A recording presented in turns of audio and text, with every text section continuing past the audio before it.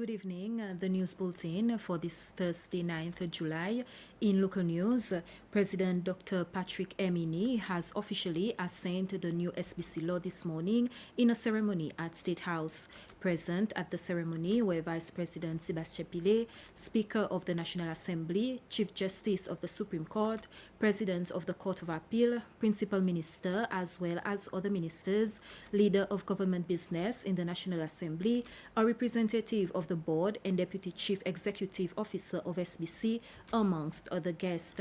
During his speech at the ceremony, Vice President Sebastien Pile, who is also the minister responsible for information, pointed out that this law is the first to truly anchor the independence of SBC, where it ensures that there is no interference in its work and clearly defines its editorial charter. This is truly an innovation in itself, in that finally, SBC will be handed over to practitioners that relate to the field of media, that will decide its own fate, with the full support and backing of the government, not having to scrounge for resources, but ensuring that SBC grows as part of the digital agenda of the government of Seychelles today. This is a mandate that speaks to the very essence of who we are as a people. Our trajectory of development over the past 50 years has shown that as a nation we can achieve a lot, many, but there is still a lot more for us to do. We call on our broadcaster to nurture creative talent, to reach every age group within our society, and to host a caliber of debate and national dialogue that truly and realistically serves the public interest. It calls upon the SBC to champion sport, to champion culture, to take deliberate and meaningful steps to safeguard the children within our community. These stand among the principal benefits of this new law. It confers a mandate. It sets out a niche.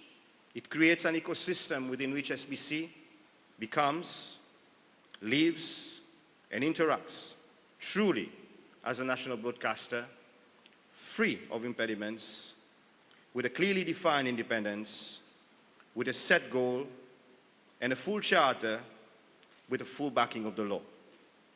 This is what we envision for SBC. President Patrick Emini has said that the remaining sections of SBC, still based at Hermitage, will move to SBC House at Unionville by the end of September. President Emini made the statement after visiting the almost empty SBC premises at Hermitage this afternoon. He said that once vacated, the building will be occupied by 3 entities from the Department of Homeland Security. The president also took the opportunity to meet and interact with journalists who are still based at Hermitage. President Dr. Patrick Emini also visited the Special Operations Unit at Barbaron, where he received a comprehensive briefing on the unit's role and responsibilities. The Special Operations Unit operates under the Seychelles Defense Forces. Its primary mission is to provide security at sea, on land, and in the air during any interventions involving threats such as piracy and terrorism. The unit was established in 2009 in response to the increase in pirate attacks on vessels operating in Seychelles waters. President Emini said that given the evolving geopolitical landscape, Seychelles must always remain prepared to defend the country against emerging threats. During his visit, the president also toured the unit's training facilities. He was accompanied by senior officers of the Seychelles Defense Forces. The director of the AECS2 division for Mozambique, Comoros, Madagascar, Mauritius, and Seychelles at the World Bank, Phili Sissoko, has paid a courtesy visit to the President of the Republic at State House this morning. Mr. Sissoko is the new director of the division and has come to introduce himself and his delegation to the President. He said that he took the opportunity to visit Seychelles for its partnership with the World Bank. We discussed the partnership, the talk of Seychelles' remarkable economic development journey, but also his vision for the future and how the World Bank Group can help achieve that vision. His main message was jobs, economic opportunities for the Seychellois, and that should be based on higher productivity, on building an economy that is more resilient, an economy that is more competitive, an economy that is also more innovative.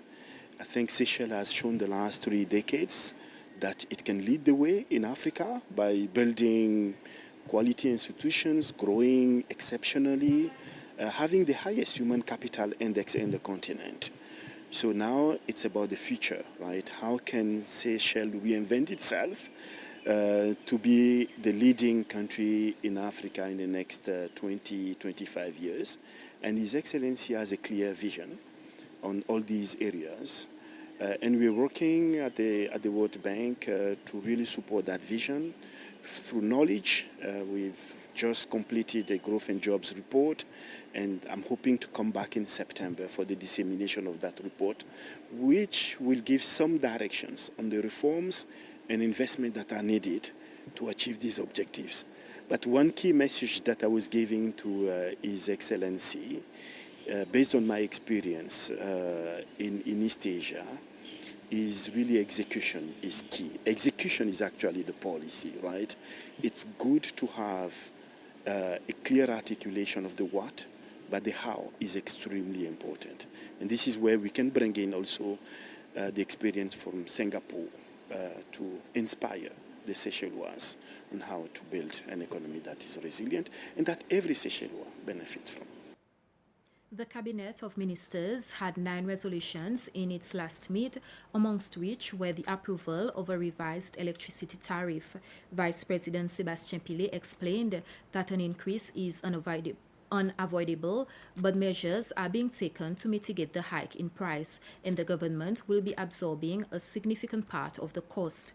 The Cabinet also agreed that government entities start working on recommendations made in the final report of the Assumption Hotel project. A 9-member National Youth Policy Committee has officially been appointed to draft Seychelles' new National Youth Policy aimed at expanding opportunities for young people aged 15 to 35. It was during a small ceremony that committee members received their letters of appointment from Principal Secretary for Youth and Sports, Marc Arisol. This is the first time an independent committee has been established to develop the policy, replacing the previous policy, which was led internally by the Youth Department. Chairperson of the committee, Angélique Gilliette, explained the policy's objectives and outlined the work the committee will be doing. We wanted youth to speak on behalf of the youth out there. So there's a lot of marginal youths, there are youths who are not really have a voice to speak up, and so this is why we came together to be able to draft a policy that speaks to the youth, that youth can see themselves as well in it. Because when we speak of a policy, a lot of people don't know what a policy does, but actually for the next 5 years, this policy is going to lead programs, develop strategic areas that we believe the country needs to focus on. And so the committee right now is very committed in gathering data and evidence and really the opinions of the youth to be able to ensure that the policy speaks to them. So I think amongst the youth, there's always a perception of, oh, I can't do anything, or I can't contribute towards anything in terms of the development of a particular area. And so what we're trying to really do is see where are the areas that we really need to work in terms of the community, maybe in schools? Is there a transitionary age within which young people are most affected? Professionals, are there areas that they feel are not being represented? Because youths are from 15 to 30 or 35, depending on what international instrument you're linking it to.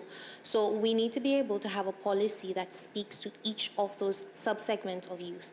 And through the committee, what we are trying to do is to be able to discuss really at what age are the programs really speaking to currently, and what programs can help a young transitioning from school into the world of work, because we know employment is a big issue. And with this, we have come to the end of this news summary. Thank you for watching.